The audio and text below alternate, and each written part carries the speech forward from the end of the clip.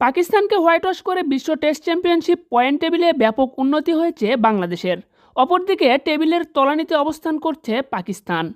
বাংলাদেশের পরবর্তী ম্যাচ বিশ্ব টেস্ট চ্যাম্পিয়নশিপের পয়েন্ট টেবিলে বাংলাদেশ সহ বাকি দলগুলোর মাঝে কার অবস্থান কোথায় সবকিছু নিয়ে বিস্তারিত থাকছে ভিডিওতে।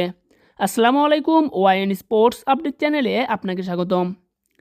বাংলাদেশ বনাম পাকিস্তানের মধ্যকার 2 ম্যাচের টেস্ট সিরিজ শেষ হয়েছে আজ, যেখানে 2-0 ব্যবধানে সিরিজ জিতে পাকিস্তানকে হোয়াইট ওয়াশ করেছে বাংলাদেশ। একই সাথে বিশ্ব টেস্ট চ্যাম্পিয়নশিপের মূল্যবান 21টি পয়েন্ট অর্জন করেছে বাংলাদেশ, কেননা এই সিরিজটি ছিল বিশ্ব টেস্ট চ্যাম্পিয়নশিপের অংশ। প্রথম ম্যাচে 10 উইকেটের জয়ের পর দ্বিতীয় ম্যাচে 6 উইকেটের জয় দিয়ে পাকিস্তানকে হোয়াইট ওয়াশ করেছে বাংলাদেশ।